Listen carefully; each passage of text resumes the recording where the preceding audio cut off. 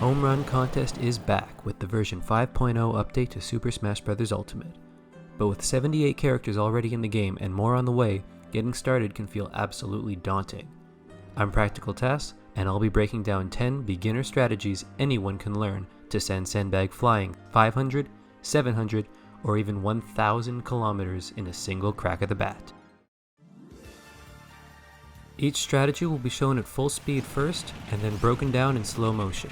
We're going to start with what's probably the simplest strategy in the video, using Ness. In fact, other than the bat swing, it only uses two moves, side B and down tilt.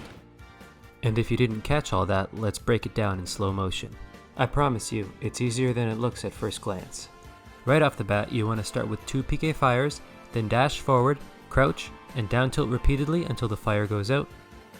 Then you'll repeat that again, two PK fires and down tilts, which should get Sandbag up to around 140%. Hit it with two more PK fires, pick up the bat if one of the down tilts didn't already do that for you, and swing, and you should easily surpass 500 kilometers. Remember that Sandbag gets sent farther if you stand further away from it and hit it only with the sweet spot at the tip of the bat.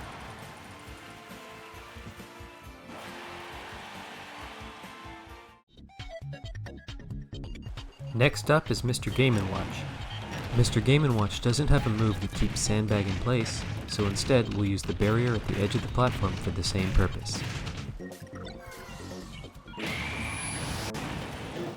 This strategy, like a few others you'll see from here on out, starts with two forward smashes. Sandbag has armor for the first hit, so it won't move until the second.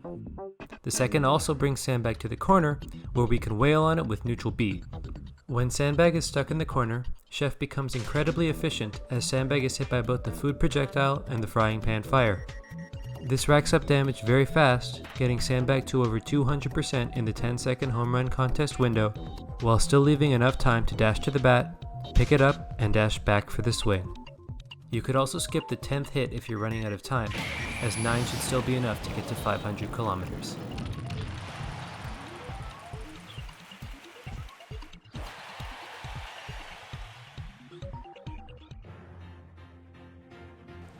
Olimar is powered up during Home Run Contest as he starts with 3 purple Pikmin.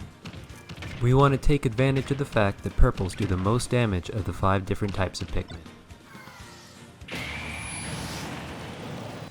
We start with a forward smash, then do an up smash without moving, which should get Sandbag to 49%. Walk forward for a second up smash and the real fun can begin. Olimar's down smash hits on both sides, so when Sandbag is lying horizontally, we can do double damage. Walk under Sandbag and down smash 3 times in a row, and if you do it right, Sandbag will be around 189%. If you do any more damage, it'll fly through the invisible wall after the last down smash. After one last up smash, line up the tipper and swing for the fences. We had a little bit of time left over, but anything else that's efficient at dealing damage would be too complex for this video.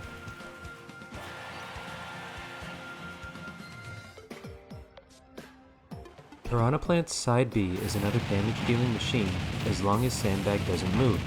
The simplest way to let Poison Breath do its job is to charge up smash attacks while we're waiting. Start with a side B and quickly press B a second time to instantly release the move. Slightly charge a forward smash and Sandbag should stay inside the Poison Breath. Dash forward and repeat those 2 moves, but this time charge the forward smash for a little bit longer. Next, walk to the right to make sure Sandbag lands on your left, then do another side B and a partially charged down smash. Walk a little further right, side B again, and this time use an uncharged down smash. Then run to the left underneath Sandbag, hit it with one last side B, and pick up the bat and swing for another 500 kilometers.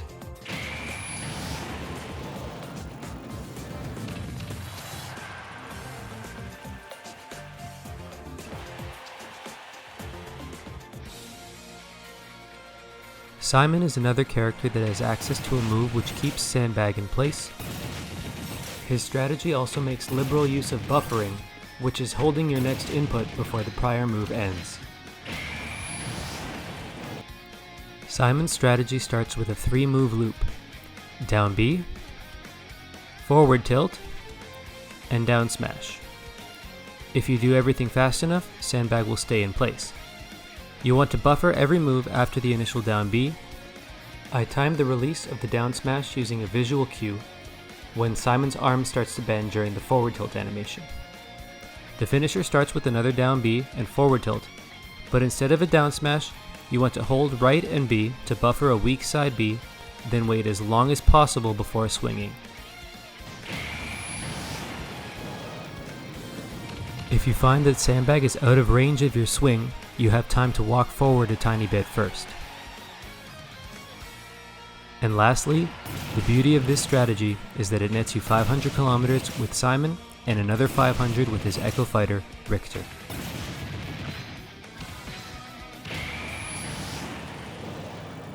Shulk is where things start to get really interesting, thanks to his neutral B Monado arts. Buster art, which increases damage but decreases knockback, and Smash art, which does the exact opposite, seem tailor-made for home run contest. Step 1.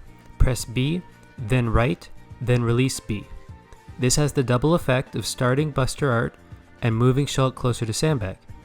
A single down smash should deal a whopping 54% by itself. Next is a forward tilt, then a fully charged double hit forward smash. After a wall bounce, do another forward smash, this time uncharged. At this point we're only around 150%, but that's where Smash art comes in. Press B, press up and release B, then quickly pick up the bat and fire away. This is our new highest score and should reach a phenomenal 600 kilometers.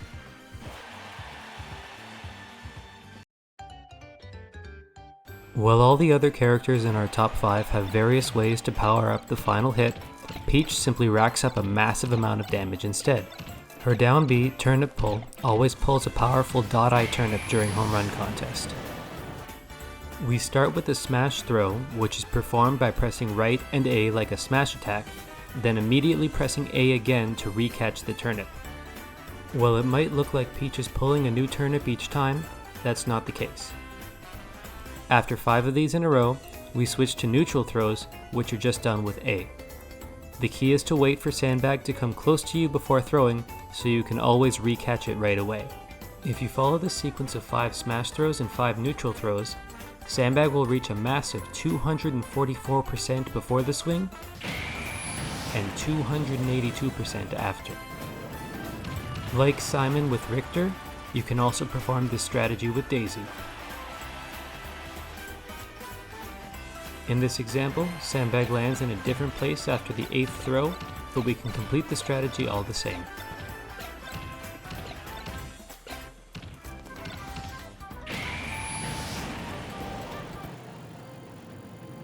Some moves are actually more powerful than bat swings, and the last 3 characters we have here will use them. Chrom only needs to rack up a small amount of damage to send Sandbag flying, as long as he has the time to charge up his neutral B. The strategy itself is very simple. Start with the forward smash, forward tilt, and then a down tilt. You should be in range of another forward smash, then a wall bounce, forward tilt, wall bounce again, and one last forward smash. Sandbag should now be at 98% with just enough time to charge neutral B almost all the way. A full charge neutral B deals 63% and does nothing special, but being 1 frame or 1/60th of a second short of full charge will deal 60.2% and send Sandbag over 1,000 kilometers, several times farther than a bat swing.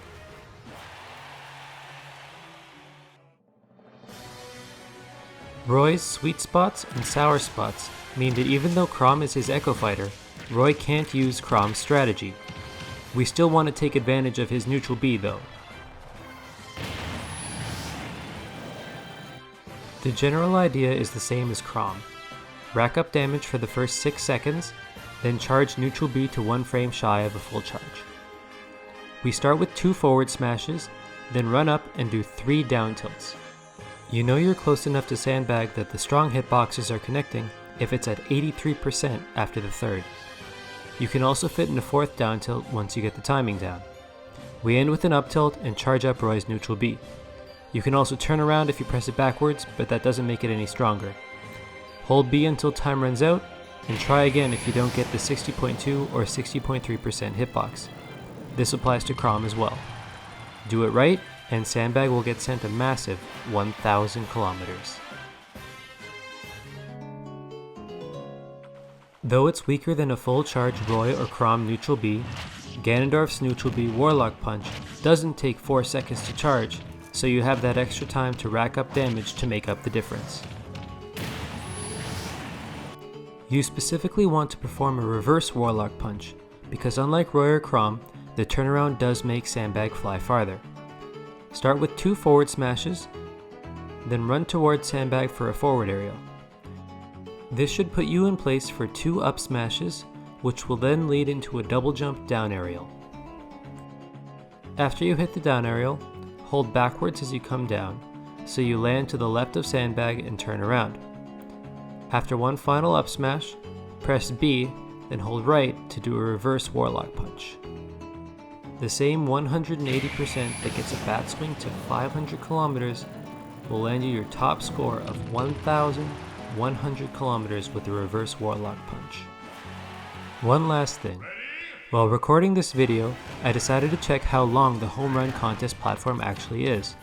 It turns out that Sandbag gets sent over 150 meters farther from the edge of the platform than the middle, which means the platform itself is over 300 meters or 0.3 kilometers long. Really makes you think, huh?